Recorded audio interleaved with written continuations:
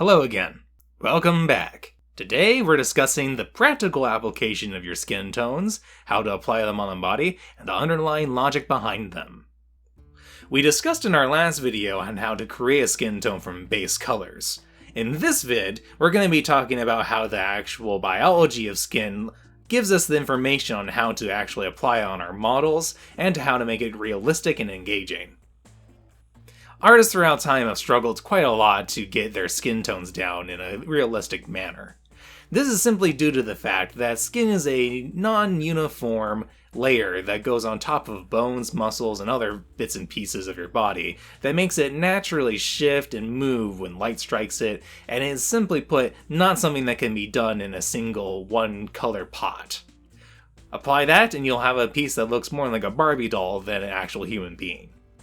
So, the solution to make your skin tones a little bit more engaging is to add additional other colors around them, having other areas be more green, more areas more blue, more areas more red, and just having the skin tone itself being a little bit varied in its composition. With all that said, let's go ahead and examine how to paint skin here on this cyborg model. My first step is to prime the model with some Montana makeup. In this painting, I'm not going to focus super hard on dramatic lighting, so no value sketch. The main goal here is to cut some work time by setting the general flesh tone over everything, then work with convenience mixtures to create the skin tone afterwards. This may seem strange considering we just spent the last video discussing how to create your own skin tones, but I am not against using pre-made paints. They are convenient to have on hand when you know when you want a specific look. But you should also know the ingredients that go into them, so you can make informed decisions with them.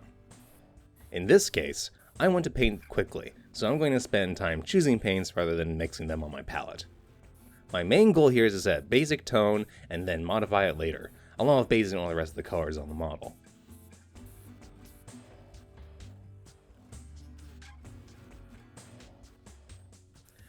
I set some purple hair down as an homage to the Major from Ghost in the Shell, a favorite film of mine.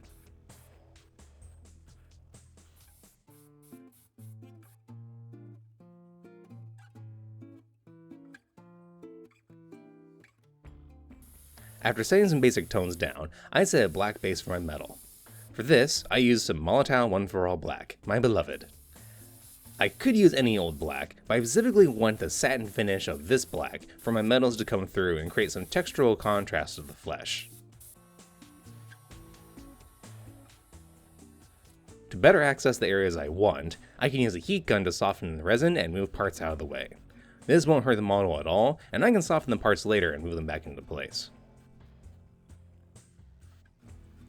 I set my metal tones down in a simple progression, using jet exhaust, duraluminium, and tin star to give the metal a nice shiny surface.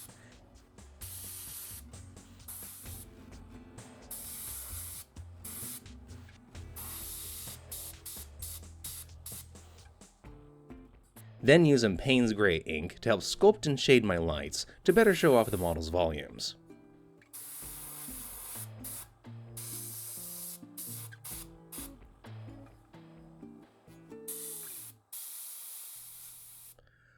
From there, I go in with a brush and do corrections from a metal. While the airbrush is an effective tool for setting large areas of color, it cannot create hard lines of contrast that a brush can. We speak often of smoothness in our field of painting, but sometimes you need a hard line of light or shadow. That is the strength of a brush, and metals are no different in terms of this.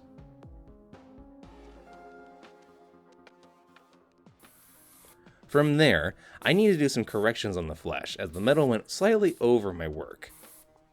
This overspray is usually not too large of a problem, but here the structures of flesh and metal are too different to have any overspray. I set to mask my metal with some silly putty, as it is soft and does not lift paint from the surface. Then go in with my makeup tone and fix my overspray.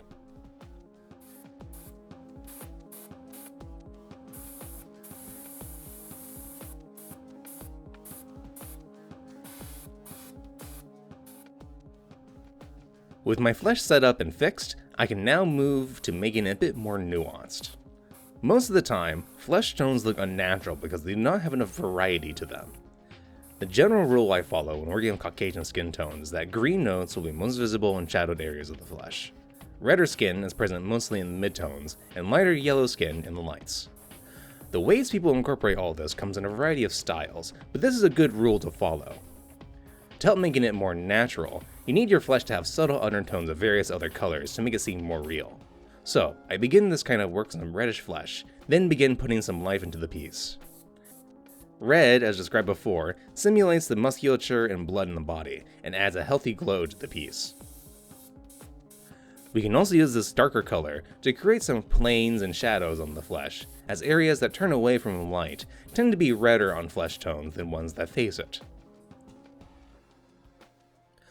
With the reddish flesh down, I go over my work with shiny skin. I can use this to create a sense of light by controlling the direction of my application, but I also will go over most of my reddish flesh ever so slightly. This tone is somewhat opaque, but with the transparency introduced by airbrush thinner, this thin layer of paint will give even light areas of flesh the sense of blood and life I desire.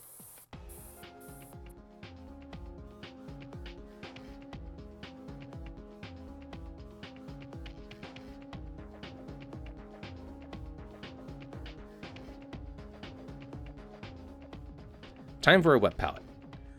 While an airbrush is an effective tool, I need the control of a brush to set the final look I want.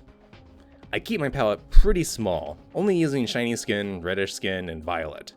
In short order, however, I find this isn't really getting the look I want, and I add in some deep green. The goal here is to refine the areas of shadow and light with some glazes in this stage. Glazing is a technique that has some amount of ambiguity to it. It doesn't help in our field that products label themselves as glazes, washes, or shades, but I'll clear this up now.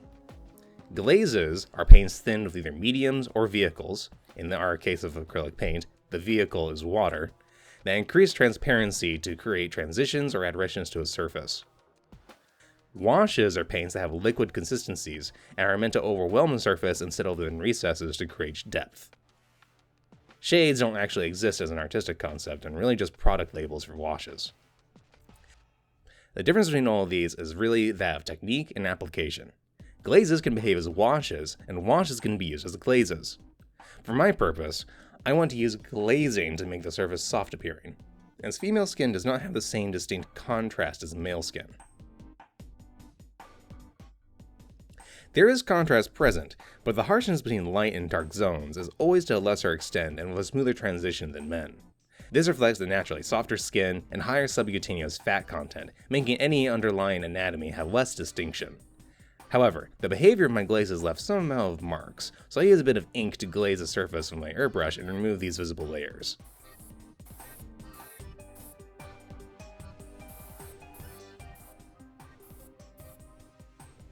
Part of this step is to also get some points of interest on the model's surface. Visually, the sculpt is quite uniform without many details on the open skin, so to give the eye some areas to grab onto, a simple brushstroke on areas of pony protrusions will give them some visual priority and make them stand out against the rest of the body. Now, with everything looking pretty decent, I varnish my metals. I want a smooth surface to work on next, so I need a glossy finish of a varnish. At a micro level, matte, satin, and gloss surfaces have a very different appearance. A matte finish is rough and irregular, and a glossy finish has a smooth surface. This is why when you feel a matte finish with your fingers, it has almost a rough or fuzzy feeling compared to the gloss one, which is slick and almost sticks to your hand. The rough surface allows paint to grip easily, whereas a gloss one almost rejects paint. This means washes will not stay on flat surfaces and will instead pool into recesses. I create an oil wash with some lamp black and some white spirit and set to create some distinction in my metal.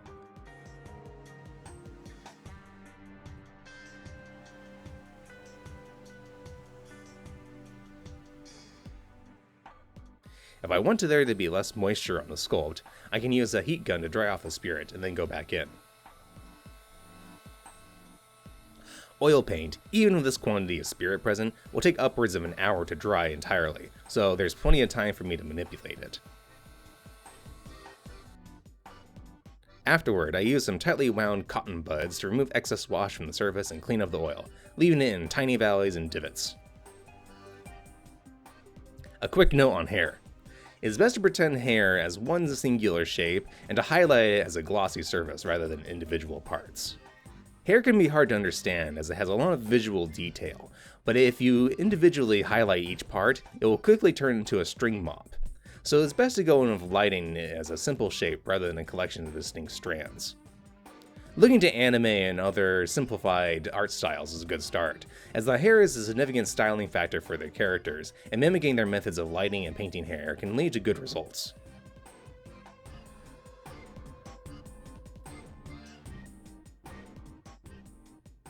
To better direct the eye on this open space of the skin, I give the gal a tattoo.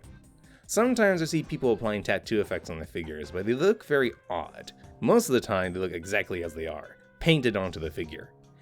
Tattoos are pigments that have been embedded into skin, so they need to be a little less distinct. To remedy this, after a decal is applied to the skin, it's a good idea to apply some layers of thin glaze over the top, to set the decal into the paint somewhat and have it appear as if it is inside the skin, which it is. This looks good as it is, but to me it is too manufactured looking, so I go over the decal with a brush as a guide to make the final result look more hand-drawn, then cover that with a glaze to get the final effect. Finally, some pastels come out to give the skin a healthy blush. As you know already, red is an important factor to give skin some life, but using paint sometimes doesn't leave the right appearance. Pastels are very soft and easy to apply. Crush up the stick into some dust and rub it into a soft brush, then apply into the model. Obvious areas to apply are things like the cheeks, but you can add some red to any area you want.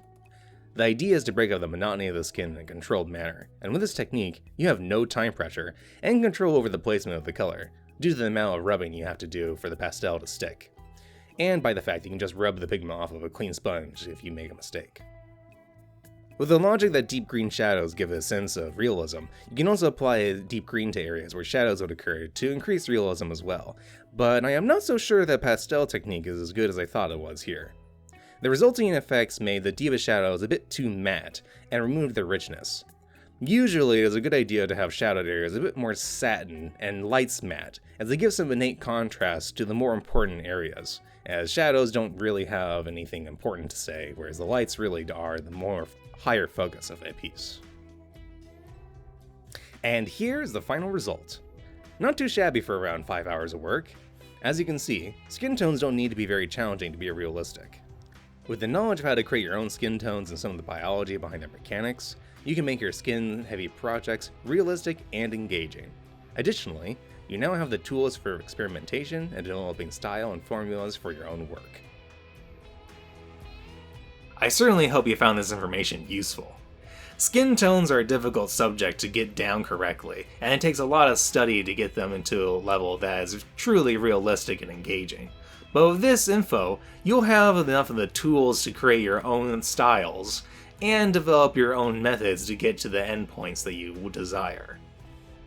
If you liked this video, please consider liking and subscribing.